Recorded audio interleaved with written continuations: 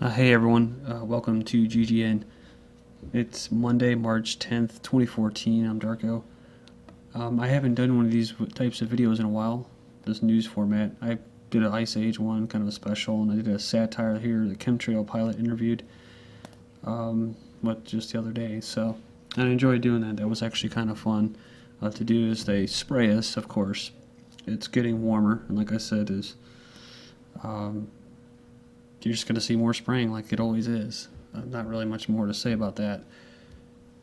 But to just try to have a sense of humor about it, because I don't really see much of an opposition occurring or anybody even talking about it.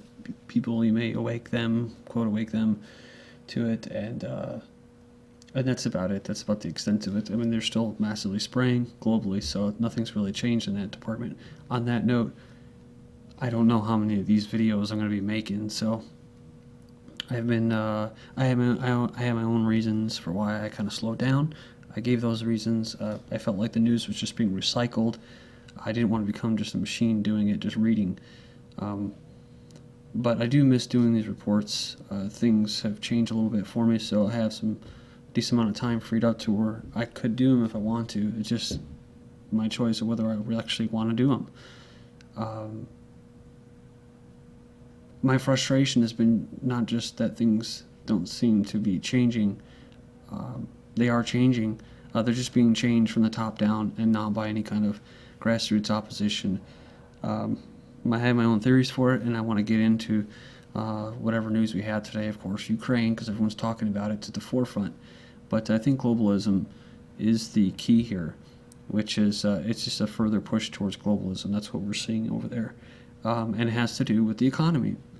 So I haven't, like I said, I have my own theories as far as how people could unite. Um, I think in um, more localized ways that would work. But the economy and the way we've been treated, the way we look at ourselves as an economic unit, I think that's really something that gets in the way for people uniting. The only thing that unites people, it seems to be, is their desire for some kind of individual pursuit of individual liberty. And those people, it seems to me that they don't really unite because they're only in for their self-interest. Now, I know that may offend people, but that's just kind of what I've been mulling in my mind I'd say last month to 3 months. It's really been kind of happening the last year. If you could probably tell, my views have changed a little bit, but that and money, right? Individual liberty is uniting people, and of course, people don't want to unite completely because then they lose whatever they have invested into the system, which is based off pricing people, valuing people off monetary means. So they don't want to lose that, so they'll never sacrifice anything. I mean, that's why I said to go back and live, without electricity and all that. I mean, we'll survive, dude. But you'll be free. So the system that we're heading into and that we're in right now, people are so confused, they don't really know how to unite. Protesting, that's good and well and fine, but nothing really changes from that, it seems. Violence doesn't really, you're just going to get played like they're being played in Ukraine. And kind of in conclusion, the system needs to collapse, obviously. You can see it happening, in Asia and here and stuff in Europe. But it has to collapse. The hopes, I guess, to be positive about, is that in between the collapse and the new system coming, because that's how it works, if it collapses, it's going to be by design. So when people have all the scary predictions about stockpiling food and the economy collapsing, they're actually supporting the old system that helps enslave us. Now you should embrace when it destroys itself and implodes. But be aware of the new system that's coming, that's more sophisticated, that you won't even know is actually still coming from the same people that introduced the last system.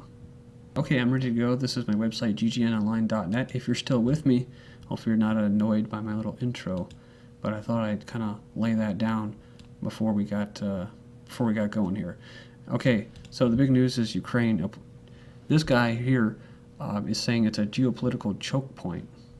He advises rather than attempt to reduce a very complex system to a cartoonish explanation of events would be better served by seeking out the geopolitical linchpins. So, and this is the thing, I like I said, I'm not there. I don't know what's going on there.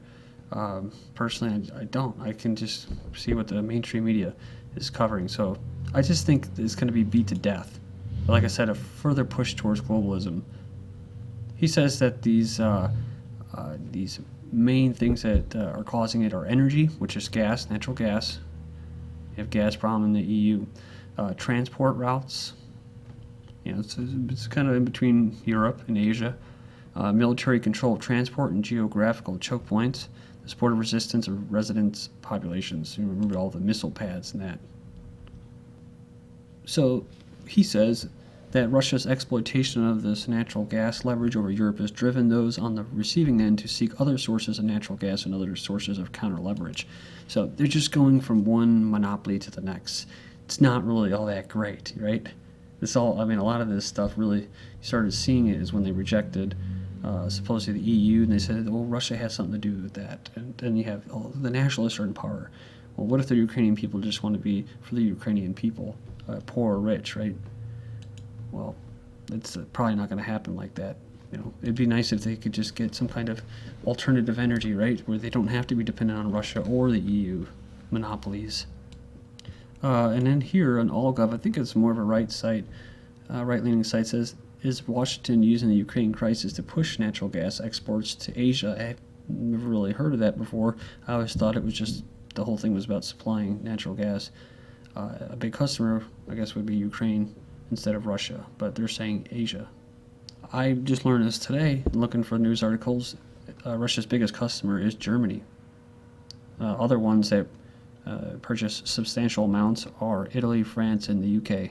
This is interesting because it says that most European leaders have been quiet on the discussion of the Ukrainian crisis. Supposedly Britain saying that they would not back U.S. sanctions against Russia, basically because it would impact the country's natural resource needs. So there you go. See, economic needs. They play games here. So who may benefit this? I don't know. Could it be people that are running natural gas from the Leviathan gas fields? They're trying to pump natural gas. They started about a year ago, I think, actually doing it. So you never know. The U.S., not the people, we're talking about big corporations, these days is producing more natural gas than ever before. It eclipsed Russia as the top producer globally. Again, this is news that I covered before I went on a little hiatus, which was the U.S. was overtaking Russia for natural gas producing and exporting and all that. Quickly, from oilprice.com, Ukraine misses their payment to Gazprom and they risk being cut off. So Gazprom said we cannot supply gas for free. So, free energy type, whether it's magnets or solar or wind or especially using rivers and ocean currents and stuff, it can be done to provide very, very super low, close to free technology. But, you get a bunch of individuals, freezing in the middle of winter or whenever, then they're just going to tend to just go wherever they're being coerced to go to. From the London Guardian, EU leaders draw up plans to send gas to the Ukraine if Russia cuts off supply. So they're going to be right there waiting. Perfect. German reliance on Russian gas threatens Europe, says Poland. That's what Poland's prime minister says. They can limit European sovereignty. Well, the German people themselves aren't really sovereign to begin with. I don't see Germany as a sovereign state anyways. So, and Rothschild's Reuters says that, hey, Central Europeans, they want U.S. gas to cut dependence on Russia. So, for very rich countries, this group included Poland, the Czech Republic, Hungary, and Slovakia. Yeah, it isn't easier to exploit people when they're more desperate, right? They don't have a lot to begin with. So the UN Security Council is going to meet on Ukraine. Yeah, this democratic body is going to meet behind closed doors to discuss the crisis in Ukraine, and that's how democracy works. So this new Ukraine government, they're going to go with Western supplied natural gas. Is that what it is? Let's see, the Ukrainian Prime Minister, we won't budge 1 centimeter. So he's heading to Washington this week for Crimea talks. So into the conspiracy realm, right? You know, what if this guy's head is actually just was paid by whoever these companies are a lot of money to head up this quote coup d'etat or revolution, whatever the hell it is. This anchor quitting the Kremlin-funded RT America TV. So the U.S. media is celebrating, right? But we all know that whatever media she's going to go work for, whether it's the New York Times or CNBC. Actually, she was on CNBC or CNN. Sorry, with Anderson Cooper. They're just coming from. They're just an extension of the Kremlin or the DC. They're coming from the government, and the government is what? Is basically not for the people. It's not in the hands of the people. It's in the hands of corporate interests. So she'll just be speaking on behalf of another brand of corporate interest. I mean, she had to have known before when she was getting paid by them, RT, that they were whitewashing the actions of former KGB man Putin.